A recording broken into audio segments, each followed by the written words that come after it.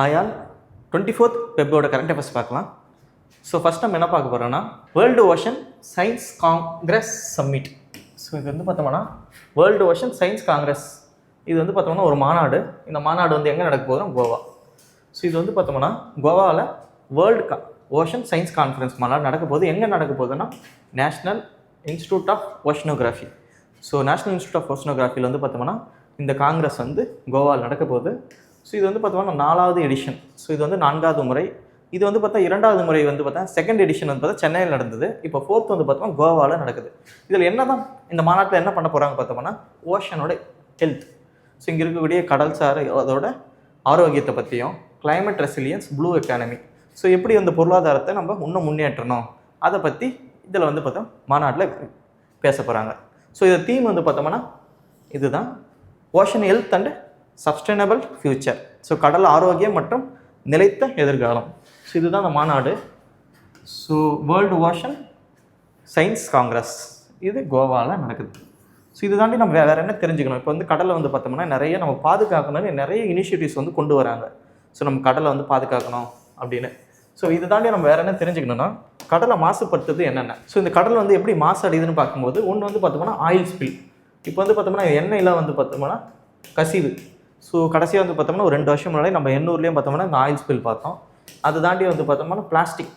So இந்த plastic பொல்யூஷன்ன்றது மிகப்பெரிய ஒரு பிரச்சனையாக இருக்குது.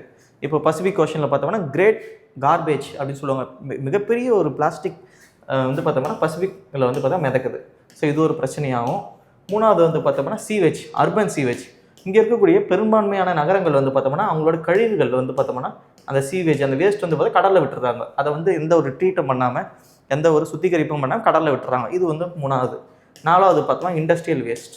ஸோ இங்கே இருக்கிற தொழிற்சாலைகள் வந்து பார்த்தோம்னா அவங்களோட இண்டஸ்ட்ரியல் வேஸ்ட் வந்து பார்த்தோம்னா கடலில் வந்து கலந்துடுறாங்க. ஸோ இந்த முக்கியமான இந்த 4 ப்ராப்ளம் தான் வந்து பார்த்தோம்னா கடலில் வந்து கடல் மட்டத்தில் வந்து இருக்குது. ஸோ இதெல்லாம் வந்து பார்த்தோம்னா இந்த மாநாட்டில் வந்து பேசுகிறாங்க. ஸோ இந்த நடக்கக்கூடிய இந்த கோவா மாநாட்டில். ஸோ இன்டர்நேஷ்னல் லெவலில் இருக்கக்கூடிய ஏஜென்சிஸ் பார்த்தோம்னா இந்த மாதிரி மெரைன் பொல்யூஷனுக்காக இருக்கக்கூடிய ஏஜென்சிஸ் இல்லைன்னா கன்வென்ஷன் பார்த்தோம்னா சில முக்கியமானது இருக்குது. அதை நம்ம மெயின்ஸ் பாயிண்ட் தெரிஞ்சு வச்சுப்போம். ஒன்று வந்து பார்த்தோம்னா மார்க்போல். ஸோ MERPOL அப்படின்னா மெரைன் பொல்யூஷன் அர்த்தம். இது 1973 உருவாக்குறாங்க. இது மெயின்ஸ்லையும் தேவைப்படும். இந்த இயர் வந்து உங்கள் பிலிம்ஸ்லையும் தேவைப்படும். 2வது வந்து பார்த்தா லண்டன் கன்வென்ஷன். ஸோ லண்டனில் எடுக்கப்பட்ட ஒரு தீர்மானம். இது 1972. இது தாண்டி வந்து பார்த்தோம்னா UN கிளாஸ்ன்னு சொல்லுவாங்க. United national convention on law of sea. ஓகேங்களா, UN கிளாஸு. இது வந்து பார்த்தா 1983. ஸோ இந்த மாதிரி நிறைய கன்வென்ஷன்லாம் கொண்டு வந்து இந்த கடலில் வந்து பார்த்தோம்னா மாசு அடையாமல் ஒரு கடலோட ஹெல்த்தை வந்து பராமரிக்க நிறைய முன்னெடுப்புகள் எடுத்தாலும் அப்பப்போ இந்த மாதிரி மாநாடு காங்கிரஸ் ஓகேங்களா இந்த மாதிரி ஓஷனோட மீட்டிங்லாம் வச்சு அடுத்து நம்ம என்ன பண்ணலான்னு பண்ணுறாங்க. இதுதான் இந்த இனிஷியேட்டிவ். ஸோ இது வந்து கோவாவில் நடக்குது. 4வது எடிஷன். எங்கன்னா national institute of oceanography Panaji அங்கே நடக்குது. தீம் புத்தகம் ocean health and sustainable future. So அடுத்து பார்க்கலாம். ஸோ அடுத்து நம்ம என்ன நியூஸ் பார்க்க போகிறோம்னா ஒரு military exercise. So military exercise வந்து நம்ம பார்த்துனே தான் இருக்கோம் இந்த மாதம் ஃபுல்லாக. ஸோ இது என்ன மிலிட்ரி எக்ஸசைஸ்னு பார்க்கும்போது தர்ம கார்டியன். ஸோ இந்த எக்ஸசைஸ் ஒரு பேர் இருந்ததுன்னா தர்ம கார்டியன். யாருக்கு நடக்குதுன்னா இந்தியாவுக்கும் ஜப்பானுக்கும் இடையில் நடக்கக்கூடிய ஒரு மிலிட்ரி எக்ஸசைஸ். இது வந்து பார்த்தோம்னா உத்தராகண்டில் நடக்குது. இது வந்து பார்த்தா 7வது எடிஷன். இது வந்து பார்த்தோம்னா பிப்ரவரி 24 மார்ச் 9 இந்த எக்ஸசைஸ் வந்து நடக்க போகுது. ஒரு ஆண்டு வந்து இந்தியாவில் நடக்கும், அடுத்த ஆண்டு ஜப்பானில் நடக்கும். ஒரு ஆண்டு இந்தியா, ஒரு ஆண்டு ஜப்பான். இந்த மாதிரி மாறி மாறி இந்த எக்ஸசைஸ் வந்து நடக்கும். ஸோ 7வது எக்ஸசைஸ் இந்தியாவில் உத்தராகண்டில் இந்தியாவுக்கும் ஜப்பானுக்கும் நடக்குது. பேர் தர்ம கார்டியன். ஸோ இதுதான் இந்த எக்ஸசைஸ். ஸோ இந்த பிக்சர் மூலமாக நமக்கு தெரியுது. ஸோ இந்தியனோட மிலிட்ரி ஃபோர்ஸும் ஒரு பக்கம் ஜப்பானோட மிலிட்ரி ஃபோர்ஸும் இதில் கலந்துன்னு இருக்காங்க. அதை தாண்டி இந்த மாதத்தில் நம்ம பார்த்த மிலிட்ரி எக்ஸசைஸ்லாம் நம்ம வந்து ஒரு ரிவிஷன் பண்ணிடலாம். ஸோ இந்த மாதத்தில் நம்ம பார்த்த மிலிட்ரி எக்ஸசைஸ்னு பார்க்கும்போது ஒன்று வந்து பார்த்தோம்னா காஞ்சோர். ஸோ காஞ்சோர் பார்த்தோம். இது வந்து இந்தியாவுக்கும் கிர்கிஸ்தானுக்கும் நடந்தது. எங்கே நடந்ததுன்னு அசாம். ஓகேங்களா, இது வந்து அசாமில் நடந்த ஒரு மிலிட்ரி எக்ஸசைஸ். 2வது வந்து பார்த்தோம்னா நம்ம மிலன் எக்ஸசைஸ் பார்த்தோம். ஸோ மிலன் வந்து பார்த்தோம்னா ஒரு நேவல் எக்ஸசைஸ். இது வந்து பார்த்தோம்னா ஓகே நேவி ரிலேட்டட் எக்ஸசைஸ். இது வந்து பார்த்தோம்னா விசாகப்பட்டினம் நடந்தது. இப்போ 3வது வந்து பார்த்தோம்னா வஜ்ர பிரகார். ஸோ இது வந்து நம்ம ஒரு 2 நாள் முன்னாடி தான் பார்த்தோம். ஸோ வஜ்ர பிரகார் இது வந்து அமெரிக்காவுக்கும் இந்தியாவுக்கும் நடக்கக்கூடிய யூஎஸ்க்கும் இந்தியாவுக்கும் நடக்கக்கூடிய ஒரு ஸ்பெஷல் ஃபோர்ஸுக்கான ஒரு எக்ஸசைஸ். ஸோ இந்த 3 எக்ஸசைஸ் தான் நம்ம வந்து பிப்ரவரியில் பார்த்தோம். ஒன்று வந்து கஞ்சார் இந்தியாவுக்கும் கிர்கிஸ்தானுக்கும் அசாம் நடந்தது. மிலன் இது ஒரு நேவி எக்ஸசைஸ். இது வந்து பார்த்தா நிறைய நாடுகள் சேர்ந்து நேவல் எக்ஸசைஸ் வந்து விசாகப்பட்டினத்தை பார்த்தோம். மூணாவது பார்த்தோம் வஜ்ர பிரகார். இது வந்து இந்தியாவுக்கும் யூஎஸ்க்கு நடக்கக்கூடிய ஒரு ஸ்பெஷல் மிலிட்ரி ஃபோர்ஸு. இப்போ கடைசியாக பார்க்குறது வந்து பார்த்தோம்னா தர்ம கார்டியன், இந்தியாவுக்கும் ஜப்பானுக்கும் உத்தராகண்டில் நடக்கக்கூடிய இந்த மிலிட்ரி எக்ஸசைஸ். ஸோ அடுத்த நியூஸ் பார்க்கலாம். அடுத்த நியூஸ் புத்தகம் ஒரு ஸ்கீம் பார்க்க போகிறோம். ஸோ என்ன ஸ்கீம்னா பிரதான் மந்திரி சூரிய கர் முஃப்ட் பிஜ்லி யோஜனா. ஸோ இந்த ஸ்கீம் ஏன் நியூஸில் வந்ததுன்றதை பார்க்கலாம். ஃபஸ்ட்டு இந்த ஸ்கீம் பற்றி என்னன்னு தெரிஞ்சுக்கலாம். இந்த ஸ்கீமில் என்ன சொல்ல வராங்கன்னா சோலார் ரூஃப் டாப். இப்போ வந்து பார்த்தோம்னா வீடுகள் இருக்குன்னு வச்சுங்க, வீடுகள் இருக்கக்கூடிய அந்த ரூஃபில் வந்து பார்த்தோம்னா சோலார் பேனல் ஃபிட் பண்ண போகிறாங்க. இதுதான் அந்த ஸ்கீம். அதுக்கான லோன்லாம் வந்து இந்த ஸ்கீமில் தரப்போகிறாங்க. அந்த சோலார் பேனல் மூலமாக வந்து பார்த்தோம்னா இந்த சூரிய சக்தியை வந்து பார்த்தோம்னா நம்ம எலக்ட்ரிக்கல் எனர்ஜியாக மாற்றுறோம். ஓகேங்களா? அது மூலமாக வந்து பார்த்தோம் வீட்டுக்கு தேவையான எலக்ட்ரிசிட்டியை நம்ம உற்பத்தி பண்ணிக்கிறோம். இதுதான் இந்த ஸ்கீமோட அர்த்தம். ஃபார் எக்ஸாம்பிள் சூரியனா என்ன? சன்னு. இது பிஜிலினா என்னென்னா எலக்ட்ரிசிட்டி. ஸோ பிஜிலினா என்னென்னா இது வந்து எலக்ட்ரிசிட்டி. ஓகேங்களா? Electricity current. இது மூலமாக இந்த ஸ்கீம் என்னன்றதை நம்ம ஞாபகம் வச்சுக்கலாம். இது வந்து பார்த்தோம்னா February 15, 2024 PM மோடி அவருங்க லான்ச் பண்ணுறாங்க. இந்த ஸ்கீமில் என்ன சொல்ல வராங்கன்னா, இந்த ஸ்கீமில் நோக்கமே 1 கோடி வீடு. ஓகேங்களா? இந்த ஸ்கீமில் என்ன சொல்கிறாங்கன்னா 1 கோடி வீட்டுக்கு வந்து பார்த்தோம்னா இந்த சோலார் ரூஃப் டாப்பில் வந்து பார்த்தோம்னா செட் பண்ணி தரணும். இந்த சோலார் பேனல்ஸ் வந்து பார்த்தோம்னா ரூஃப் டாப்பில் செட் பண்ணி தரணும். 1 கோடி வீடு இந்தியாவில் மார்ச் 2027 இதில் வந்து பார்த்தா ஒரு 300 யூனிட்டுக்கும் அவங்களுக்கு வீட்டுக்கு தேவையான கரண்ட்டை வந்து பார்த்தோம்னா அந்த சூரிய ஆற்றல் மூலமாக வந்து எடுத்துக்கலாங்க. இதுதான் இந்த ஸ்கீமு. இந்த மினிஸ்ட்ரி வந்து பார்த்தோம்னா நியூ அண்ட் ரினியூவபிள் எனர்ஜி. இதுதான் அந்த மினிஸ்ட்ரி. ஸோ 2027 இந்த ஸ்கீம் வந்து இருக்குது. ஸோ இதில் என்ன நியூஸாக வந்திருக்குன்னு பார்த்தோம்னா 30 லட்சம் வீடுகள் வந்து பார்த்தோம்னா இந்த ஸ்கீமில் வந்து இணைஞ்சிருக்காங்க. இதுதான் நியூஸு. ஸோ 30 லட்சம் வீடுகள் வந்து பார்த்தோம்னா இந்த சூரிய கர் பிஜ்லி யோஜனாவில் வந்து ஜாயின் பண்ணியிருக்காங்க. இதுதான் வந்து உலகத்தோட largest domestic solar roof top initiative. உலகத்தோட மிகப்பெரிய இனிஷியேட்டிவ் இது. ஸோ இந்த டயக்ராம் பார்த்தா உங்களுக்கு எல்லாமே தெரியும். ஸோ இதுக்கான பட்ஜெட் வந்து பார்த்தோம்னா 75,000 கோடி வந்து ஒதுக்கியிருக்காங்க. ஸோ ஒவ்வொரு வீட்டுக்கு மேலேயும் ஓகேவா ஒரு தளம் போட்ட வீடு, ஓகேங்களா, ஒரு மாடி இருக்கக்கூடிய ஒரு வீட்டில் வந்து பார்த்தோம்னா நம்ம சோலார் பேனலை வந்து ஃபிட் பண்ணுவாங்க. இது மூலமாக வீட்டுக்கு தேவையான கரண்ட்டை வந்து இதில் எடுத்துக்கலாம். ஸோ இதில் வந்து பார்த்தோம்னா லோன் வந்து தராங்க கவர்மெண்ட்டில். For example 40%. இப்போ வந்து ஒரு சோலார் பேனலுக்கு எவ்வளோ காசு ஆகுதோ அதில் 40% வந்து பார்த்தோம்னா நமக்கு சப்சிடியாக தந்துடுறாங்க. ஓகே, மானியமாக கொடுத்துறாங்க. ஃபார் எக்ஸாம்பிள் நம்ம வீட்டில் வந்து 1 கிலோவாட், இது வந்து எக்ஸாம் பாயிண்ட் ஆஃப் வியூவில் தேவைப்படாது, ஜஸ்ட் தெரிஞ்சுங்க. ஒரு ஜென்ரல் ஆச்சா 1 கிலோவாட் பார்த்தோம்னா 30,000 நமக்கு வந்து பார்த்தோம்னா சப்சிடி தராங்க. 2 கிலோவாட் பவர் யூஸ் பண்ணோம்னா நம்ம வந்து சோலார் பேனல் யூஸ் பண்ணோம்னா 60,000. ஸோ 3 கிலோவாட்டுக்கும் 78,000 கவர்மெண்ட் வந்து மானியமாக வந்து தராங்க. அதுக்கடுத்து இல்லாமல் இப்போ வந்து பார்த்தோம்னா 1 கிலோவாட் சிஸ்டம் வந்து நம்ம வந்து பண்ணோம்னா 75,000 செலவாகும். ஓகே, 75,000 செலவாகும். 30,000 கவர்மெண்ட் கொடுத்துட்டாங்க. 45,000 வந்து நம்ம வந்து போடுற போல இருக்கும். இதையும் வந்து பார்த்தோம்னா இந்த 45,000 வந்து பார்த்தோம்னா கவர்மெண்ட் லோன் தராங்க. Collateral free loan, 7% interest.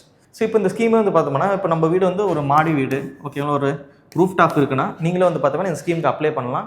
இது மூலமாக வந்து பார்த்தோம்னா நம்ம வீட்லேயே வந்து பார்த்தோம்னா நம்ம வீட்டுக்கு தேவையான எலக்ட்ரிசிட்டியை வந்து உற்பத்தி பண்ணலாம். சப்போஸ் நம்ம அதிகமாக உற்பத்தி பண்ணிட்டோம்னா அதை வந்து பார்த்தோம்னா டிஸ்காம் இங்கே இருக்கக்கூடிய ஸ்டேட் எலக்ட்ரிசிட்டி போர்டில் நம்ம சேல் பண்ணுறது மூலமாக நமக்கு ஒரு ரெவன்யூ வந்து ஜென்ரேட் ஆக முடியும்.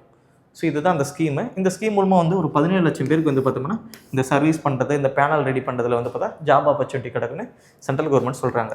ஸோ அடுத்து நம்ம பார்க்க போது பிலிம்ஸ் பாயிண்டர். ஸோ பிலிம்ஸ் பாயிண்டரில் நம்ம என்ன பார்க்க போகிறோம்னா 2 விஷயம் பார்க்க போகிறோம். ஒன்று வந்து பார்த்தோம்னா நேஷ்னல் ஆரோக்கிய ஃபேர் 2026. ஸோ என்னென்னா தேசிய ஆரோக்கிய திருவிழா. இப்போ என்னன்னா இங்கே இருக்கக்கூடிய ஆயுஷ் மினிஸ்ட்ரி, ஓகே, ஆயுஷ் இங்கே இருக்கக்கூடிய ஆயுர்வேதா, சித்தா, யுனானி, யோகா இது போன்றதெல்லாம் வந்து பார்த்தோம்னா இந்த இடத்துல வந்து ஷோகேஸ் பண்ணுறாங்க. எப்படி வந்து இங்கே இருக்கக்கூடிய நம்மளோட ஆயுர்வேதா சிஸ்டம் ஒர்க் ஆகுது, எப்படி வந்து இது வந்து நம்ம வந்து பலனளிக்குதுன்றதை வந்து பார்த்தோம்னா ஒரு ஃபேராக வந்து வச்சுருக்காங்க. எங்கே நடக்குது இருந்தால் முக்கியம் மகாராஷ்டிரா. ஸோ இது வந்து பார்த்தோம்னா மகாராஷ்டிராவில் இந்த ஃபேர் வந்து நடக்குது. நேஷ்னல் ஆரோக்கிய ஃபேர் 2026. இது பிரசிடெண்ட் வந்து இதை துவக்கி வச்சாங்க. ஸோ இதுதான் நம்ம தெரிஞ்சு வச்சுக்கணும். ஸோ அடுத்து நம்ம பார்க்கலாம். ஸோ இப்போ என்ன நியூஸ்னால் யூனியன் கேபினெட், ஓகேங்களா, யூனியன் கேபினெட் அப்ரூவ் பண்ணியிருக்காங்க. எதுக்குன்னா கேரளாவை இனிமேல் கேரளம்னு சொல்லலான்னு அப்ரூவ் பண்ணியிருக்காங்க. ஸோ இதுக்கு வந்து பார்த்தோம் பேசிக்காக இதுக்கூட வரலாறு தெரிஞ்சுக்கணும்னா நம்ம இன்னும் தெளிவாக புரியும் ஏன் வந்து இதை மாற்றிருக்காங்கன்னு. ஸோ ஃபஸ்ட்டு வந்து பார்த்தோம்னா நவம்பர் 1956 வந்து பார்த்தோம்னா கேரளா வந்து உருவாகுது. ஸோ கேரளா வந்து பார்த்தோம்னா உருவாகுது. அதே போல் இல்லாமல் இந்தியா முழுக்க 14 ஸ்டேட் ரீஆர்கனைசேஷன் படி இந்தியா முழுக்க 14 ஸ்டேட்டும் 6 யூடிஸ் வந்து உருவாகுது. அந்த டைமில் தமிழ்நாடும் வந்து பார்த்தோம்னா அப்போ மெட்ராஸ் என்ற ஸ்டேட் நேமில் வந்து உருவாச்சு. இப்போ வந்து பார்த்தோம்னா இப்போ கேரளம் என்ற வார்த்தையை வந்து பார்த்தோம்னா அப்போயே பயன்படுத்தணுன்னு அங்கே வந்து பார்த்தோம்னா அங்கே இருக்கக்கூடிய மக்கள் சொன்னாங்க. ஏன்னா ஸோ மலையாளத்தில் வந்து பார்த்தோம்னா கேரளான்னு சொல்லாமல் கேரளம் தான் அவங்களோட லாங்குவேஜ்லேயும் இங்கே இருக்கக்கூடிய உள்ளூர் மக்களும் வந்து பார்த்தோம்னா இது கேரளம் அப்படி தான் சொல்லியிருந்தாங்க. ஆனால் கேரளான்றது தான் வந்து அந்த டைமில் வந்து நேமாக இருந்தது. ஸோ இதை வந்து மாற்றணுன்னு அப்போயே வந்து பார்த்தோம்னா நிறைய மக்கள் வந்து நிறைய போராட்டங்கள்லாம் ஆரம்பித்தாங்க. ஓகேங்களா, அதுதான் வந்து பார்த்தோம்னா இப்போ கேரளாவை கேரளமாக வந்து சேஞ்ச் பண்ண போகிறாங்க. ஓகேங்களா, இதுக்கான சில ப்ரொசீஜர்ஸ் இருக்குது. ஸோ இதுக்கான ப்ரொசீஜர்ஸ்னு பார்க்கும்போது ஆர்டிகல் 3. ஸோ ஆர்டிகல் 3 என்ன சொல்லுதுன்னா, ஒரு பார்லிமெண்ட்டு தான், இங்கே இருக்கக்கூடிய பார்லிமெண்ட்டு தான் ஸ்டேட்டோட பவுண்ட்ரிஸ் ஆல்டர் பண்ண முடியும், ஸ்டேட்டோட நேமை மாற்ற முடியும், ஸ்டேட்டோட ஏரியாவை மாற்ற முடியும். ஸோ ஒரு பார்லிமெண்ட் நினச்சா தான் இதெல்லாம் பண்ண முடியும். ஸோ இதுக்கு சில ப்ரொசீஜர் இருக்குது. அந்த ப்ரொசீஜர் நான் சொல்கிறேன், புரிஞ்சுங்க. ஃபஸ்ட் எடுத்தோடனே கேரளா ஸ்டேட் லெஜிஸ்லேட்டிவ் அசம்பிளி. ஓகேங்களா, இவங்க என்ன பண்ணுவாங்கன்னா ஒரு ப்ரொப்போசல் தருவாங்க. இந்த மாதிரி வந்து எங்கள் ஸ்டேட்டோட பேரை மாற்றணும் அப்படின்னு ஒரு ப்ரொப்போசலை வந்து பார்த்தோம்னா யூனியன் கேபினெட்டுக்கு தருவாங்க. ஓகேங்களா, இங்கே இருக்கக்கூடிய கேபினெட் தருவாங்க.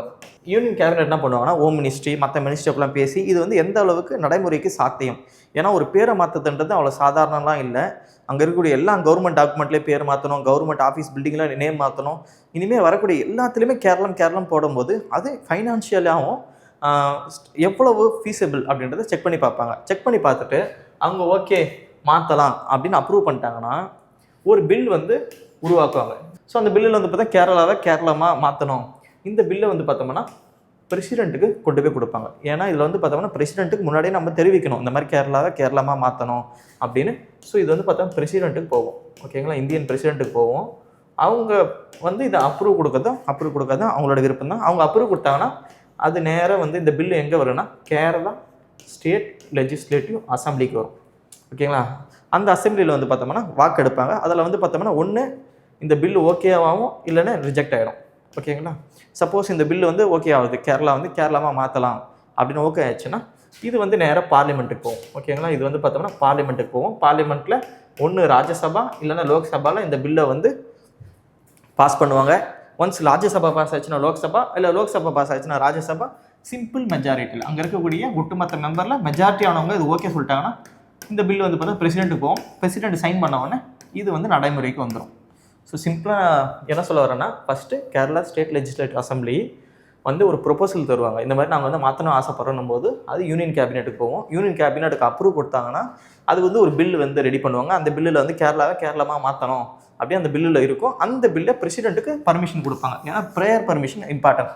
ஓகேங்களா, பிரசிடெண்ட் வந்து ஓகே சொல்லிட்டாங்கன்னா அது நேராக கேரளா ஸ்டேட் லெஜிஸ்லேட்டிவ் அசம்பிளி சட்டசபைக்கு போவோம். அந்த சட்டசபையில் எய்தர் அவங்க ஓகேன்னு சொல்லலாம், நாட் ஓகேன்னு சொல்லலாம். ஆனால் அவங்களோட முடிவு வந்து நாட் பைண்டிங். அவங்க சொல்கிற முடிவு வந்து சென்ட்ரல் கவர்மெண்ட் ஏற்றுக்காமல் கூட போயிடலாம். ஓகேங்களா, சென்ட்ரல் கவர்மெண்ட் ஏற்றுக்காமல் போய் நாட் பைண்டிங். இது அப்படியே பார்லிமெண்ட்டுக்கு போகும். சப்போஸ் அவங்க ஓகே சொல்லிட்டாங்கன்னா நாட் ஓகே சொன்னாலும் பார்லிமெண்ட்டுக்கு போகும். பார்லிமெண்ட்டில் 2 சபையும் வந்து பார்த்தோம்னா அதை வந்து பாஸ் ஆச்சுன்னா நேராக பிரசிடெண்ட் வந்து சைன் பண்ணுறாங்க. சைன் பண்ணோன்னே நடைமுறைக்கு வந்துடும். இதுதான் வந்து பார்த்தோம்னா டோட்டல் ப்ரொசீஜர். ஸோ இப்போ வந்து பார்த்தோம்னா கேபினெட் வந்து ஓகே சொல்லியிருக்காங்க. இப்போ தான் கேபினெட் வந்து கேரளாவை கேரளமாக மாற்றலாம் அப்படின்னு கேபினெட் வந்து ஓகே சொல்லியிருக்காங்க. ஸோ இங்கே ஓகே சொல்லியிருக்காங்க. இனிமேல் பில் ஆகி அந்த பில்லு பிரசிடெண்ட்டுக்கிட்ட போய் பிரசிடெண்ட் வந்து கேரளா ஸ்டேட் லெஜிஸ்லேட்டிவ் அசம்பிளிக்கு வந்து அங்கேருந்து பார்லிமெண்ட்டுக்கு போய் பார்லிமெண்ட்டில் பாஸ் ஆகணும். இனிமேல் கேரளாவை நம்ம கேரளம்னு அழைக்கலாம். ஸோ இதுதான் நியூஸு. ஸோ ஆர்டிகல் 3 தான் வந்து பார்த்தோம்னா இதுக்கு சொல்லுது. இது மட்டும் இல்லாமல் ஃபஸ்ட்டு ஷெடியூல் என்ன சொல்லுதுன்னா ஒரு ஸ்டேட்டோட name and union territories first ஷெடியூலில் இருக்குது. இதை வந்து அமெண்ட்மெண்ட் பண்ணுவாங்க. இதை வந்து பார்த்தா மறு திருத்தம் பண்ணுவாங்க ஒன்ஸ் இந்த பில் வந்து பாஸ் ஆயிடுச்சுன்னா. ஏன் கேரளான்னு நேம் வச்சாங்கன்னா இப்போ கேரா. ஸோ கேரானா என்ன அர்த்தம்னா கோகனட்னு அர்த்தம். ஸோ தென்னஞ்செடி. ஓகேங்களா, இதுதான். அதனால தான் கோகனட் பிக்சர் இருக்குது. இதே வந்து ஆலம் என்னன்னா லேண்ட். ஸோ கேரளாவை தான் வந்து பார்த்தோம்னா லேண்ட் ஆஃப் கோகனட் ட்ரீன்னு சொல்லுவாங்க. இந்தியாவிலே அதிகமாக தேங்காய் உற்பத்தி பண்ணுறது கேரளா தான். ஸோ அதனால தான் கேரளான்னு ஃபஸ்ட்டு வச்சாங்க. இப்போ கேரளம்னு மாற்றுறாங்க. ஓகேங்களா, ஸோ அடுத்து நம்ம பார்க்கும்போது மெயின்ஸ் பாயிண்டர். ஸோ இந்த மெயின்ஸ் பாயிண்டரில் நம்ம என்ன பார்க்க போகிறோம்னா கரண்ட் அஃபேர்ஸ் பார்க்க போகிறோம். ஸோ என்னன்னா ministry of home affairs. Okay, உள்துறை அமைச்சகம் என்ன பண்ணியிருக்காங்கன்னா ஒரு அறிக்கை விட்டுருக்காங்க. அது என்ன அறிக்கைன்னா national counter terrorism policy and strategy Prahar ஒரு பாலிசியை வந்து வெளியிட்டிருக்காங்க. இது மூலமாக வந்து பார்த்தோம்னா என்ன சொல்ல வராங்கன்னா, ஸோ இந்தியாவில் வந்து எந்த ஒரு டெரர் அட்டாக்கும் நடக்காத வகையிலையோ சப்போஸ் நடந்தால் நம்ம என்ன பண்ணுவோம்ன்றதுக்கான ஒரு பாலிசியை வந்து விட்டுருக்காங்க. அதுதான் வந்து பிரகார். ஸோ இந்த பாலிசியை வந்து தெரிஞ்சு வச்சுப்போம். டெரரிசம்ன்றது நம்ம சோஷியோ எக்கனாமிக் இஷ்யூஸில் வந்து பார்த்தோம்னா ஒரு சிலபஸாக இருக்குது. ஸோ அந்த இடத்துல நம்ம யூஸ் பண்ணிக்கலாம். ஸோ இது மூலமாக என்ன சொல்கிறாங்கன்னா இதுக்கு முன்னாடி இருக்கும் ஏதாச்சும் ஒரு அட்டாக் நடந்ததுன்னா இந்தியாவில் ஏதாச்சும் ஒரு அட்டாக் நடந்ததுன்னா நம்ம வந்து பார்த்தா அப்புறமா தான் ரியாக்ட் பண்ணுவோம் அந்த அட்டாக்குக்கு. ஓகேங்களா, ஒரு தாஜ் அட்டாக் நடக்குது, இல்லைன்னா புல்வாமா அட்டாக் நடக்குதுன்னா அதுக்கடுத்து வந்து நம்ம ரியாக்ட் பண்ணுவோம். ஓகேங்களா, இப்போ என்ன சொல்கிறேன்னா, அவங்க அட்டாக் பண்ணணும்னு நினச்சி இந்தியாவுக்குள்ளே வரும்போதே வந்து பார்த்தோம்னா அவங்கள வந்து அதை வந்து முறியடிக்கணும். ஓகேங்களா, எக்காரணம் கொண்டு இந்தியாவில் எந்த ஒரு அட்டாக் நடக்காமல் நம்ம முன்கூட்டியே வந்து பார்த்தோம் இங்கே இருக்கக்கூடிய இன்டெலிஜென்ஸை வச்சு எல்லா அட்டாக்கும் முறியடிக்கணும். அதை தான் வந்து பார்த்தோம்னா இந்த பிரகாரில் வந்து அவங்க கொடுத்துருக்காங்க. ஸோ இது வரைக்கும் இந்தியாவில் என்னெல்லாம் கொடுத்துருக்காங்க, என்னென்ன இனிஷியேட்டிவ்ஸ்லாம் இருக்குது அப்படி பார்த்தோம்னா, இந்தியாவில் இது வரைக்கும் இந்த கவுண்டர் டெரரிசத்துக்கு இருக்கக்கூடிய இன்ஸ்டிடியூஷனல் செட்டப் என்னென்னு பார்த்தோன்னு வச்சுங்க. இதுதான் சரி பார்ப்போம். So India's counter terrorism security framework. இப்போ இந்தியாவில் ஒரு டெரரிசம் ஒரு அட்டாக் நடக்குது இல்லை அந்த மாதிரி நடக்க போகுதுன்னா இந்தியாவில் என்னென்ன ஃப்ரேம் ஒர்க்லாம் இருக்குது, அதை எப்படி தடுக்கலான்றதை நம்ம பார்க்கலாம். இதை வந்து நீங்கள் மெயின்ஸில் வந்து யூஸ் பண்ணிக்கங்க. ஃபஸ்ட்டு எடுத்தோன்னா ஆக்ட்டு. ஸோ லீகலாக போகலாம். லீகலாக பார்க்கும்போது ஆக்ட் இந்த 3 ஆக்ட்டுமே உங்கள் டெரரிசம் பற்றி எந்த கொஸ்டின் கேட்டாலும் நீங்கள் வந்து மென்ஷன் பண்ணணும். ஒன்று வந்து பார்த்தா UAPA ஆக்ட். ஓகேங்களா, unlawful activities prevention act 1967. So இந்த ஆக்டில் தான் வந்து பார்த்தோம்னா இங்கே இருக்கக்கூடிய டெரர் குரூப், இங்கே வந்து டெரரிசம் குரூப்லாம் வந்து பேன் பண்ணுவாங்க. அவங்களோட பொருட்கள்லாம் சீஸ் பண்ணுவாங்க. அவங்களோட வீடு இல்லைன்னா அவங்க இருந்த ஆஃபீஸ் இதெல்லாம் அவங்க சீஸ் பண்ணுவாங்க.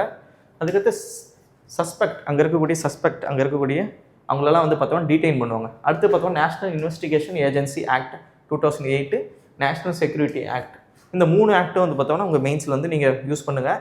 அது மட்டும் இல்லாமல் கீ இன்ஸ்டிடியூஷனல் மெக்கானிசம் பொறுத்த வரைக்கும் இங்கே எந்த மாதிரி வந்து இன்ஸ்டிடியூஷனலாக இருக்குதுன்னு பார்க்கும்போது நேஷனல் செக்யூரிட்டி கவுன்சில் செக்ரட்டரியேட் இருக்குது, மல்டி ஏஜென்சி சென்டர், இங்கே வந்து IB இருக்குது, RA இருக்குது, அதுக்கெல்லாம் ஆஃபீஸ் இருக்குன்னா அந்த office. So defence intelligence agency இருக்குது, நேஷ்னல் டெக்னிக்கல் ரிசர்ச் ஆர்கனைசேஷன். இவங்க தான் வந்து பார்த்தோம்னா அந்த சைபர் வார்ஃபேர்லாம் வந்து சைபர் அட்டாக், சைபர் வார்ஃபேர்லாம் நடக்குதா அதெல்லாம் எதிர்த்து இவங்க தான் வந்து பண்ணுவாங்க. ஓகேங்களா, அதை வந்து முறியடிப்பாங்க. அது மட்டும் இல்லாமல் நம்மக்கிட்ட நிறைய ஏஜென்சிஸ் ஆப்ரேஷனல் ஃபோர்ஸ் இருக்குது. ஓகேங்களா, என்னென்ன ஃபோர்ஸ்னு பார்க்கும்போது இன்டெலிஜென்ஸாக பார்க்கும் உளவுத்துறையை பொறுத்த வரைக்கும் நம்மக்கிட்ட IB இருக்குது, இந்திய அளவில் இருக்கக்கூடிய உளவுத்துறை, உலக அளவில் இருக்கக்கூடிய RA இருக்குது, இதை தாண்டி சைபர் செக்யூரிட்டி டிவிஷன் இருக்குது. ஸோ அதே மாதிரி வந்து பார்த்தா CAPF இருக்காங்க, ஆன்டி டெரரிசம் ஸ்குவாட் இருக்காங்க, ATSன்னு சொல்லுவாங்க, அவங்க இருக்காங்க. ஸ்பெஷல் ஃபோர்ஸ்னால் என்ன, ஆர்மி, நேவி.